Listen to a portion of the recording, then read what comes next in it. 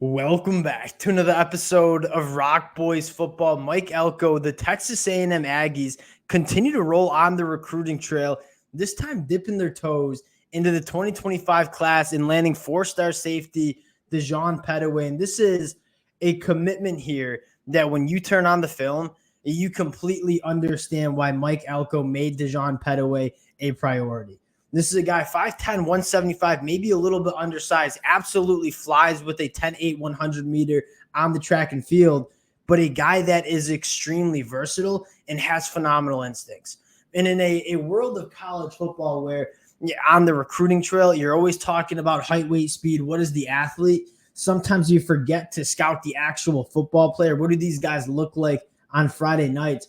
DeyJhon Pettaway plays with extreme toughness, extreme versatility, but most importantly, this dude just gets the sport. He's always at the right place at the right time, always around the football. And when you're playing that safety role, having those elite instincts is absolutely massive. And DeyJhon Pettaway certainly has that. That's probably what excites me the most. Want to get into DeyJhon Pettaway, talk a little bit about what Mike Elko is doing on the recruiting trail. Before we get into it, just want to say thank you to you guys and a shout out to the Texas A&M fans. I mean, a program that breaking down all these commitments over the last couple of weeks.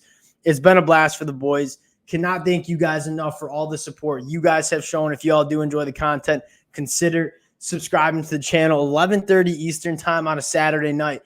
No place I'd rather be than talking Texas A&M and what they're doing on the recruiting trail.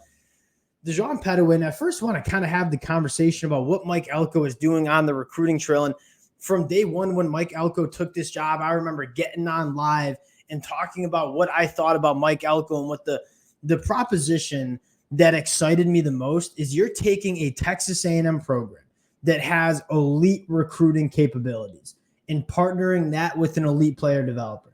And I think a lot of the question was, can Mike Elko recruit and attract the same talent that Jimbo Fisher was able to? My answer to that was absolutely. Mike Elko might sound a little different, carry himself a little different, do some different things as he runs this program, but I think he's still selling guys on this Texas A&M program being a premier contender in the SEC. And you're starting to see guys, whether they're in the transfer portal, whether in the high school ranks, kind of buy into what Mike Elko is doing. And a guy like DeyJhon Pettaway is a massive, massive get to kind of kickstart this 2025 class where, again, Texas A&M starting to get some momentum building this 2025 class out.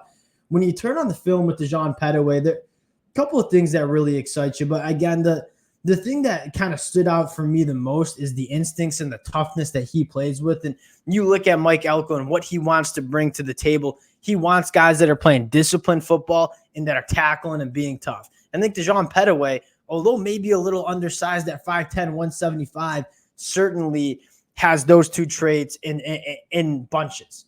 And you turn on the film one, looking at the instincts, playing that slot role here, working on a big tight end, undercuts the route. You see the kind of track times he has on the return here.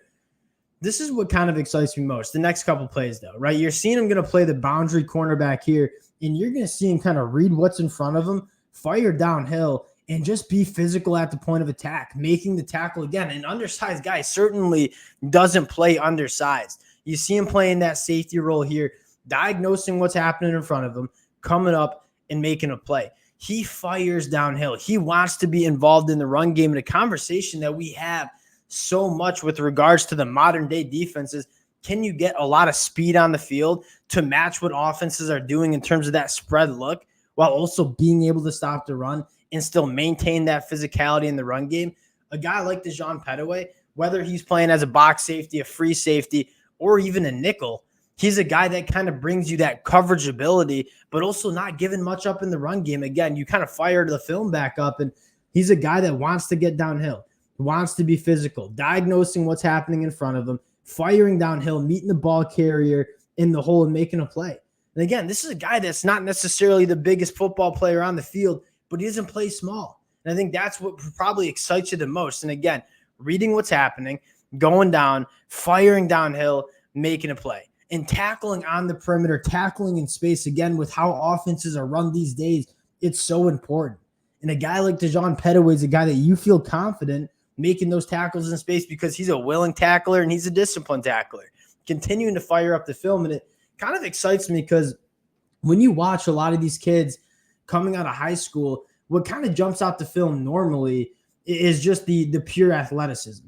And again, this is not me selling a guy like DeyJhon Pettaway short from being an athlete. He's a phenomenal athlete, but he's a guy that also is a really good football player. And I feel like sometimes on the recruiting trail, that gets lost. And you just focus on what the body looks like, what the athleticism looks like, and you forget to scout the player that's wearing the helmet and the pads on Friday night. DeyJhon Pettaway, not only a phenomenal athlete, but a phenomenal football player as well. And you take a look at what Texas A&M is doing in the 2025 class, getting a little bit of momentum, right? Landing a guy like Kelvin Riggins, a linebacker from Texas, and then going out and getting a guy in DeyJhon Pettaway. Only 3 commitments so far, but you look at Mike Elko, and if you're not even as a kind of third party here, not a Texas A&M fan necessarily, it's kind of hard to ignore the momentum that Texas A&M is getting on the recruiting trail and kind of getting in college football. It seems like guys are buying in to what Mike Elko wants this program to be, and that's massive. Heading into year 1, fired up. Sounds like we're going to have a lot more updates for Texas A&M on the recruiting trail as it continues to play out. Again, appreciate you guys more than you know for all the support. This has been a blast for me. If y'all do enjoy the content, consider subscribing to the channel, and we'll talk to y'all later. Peace.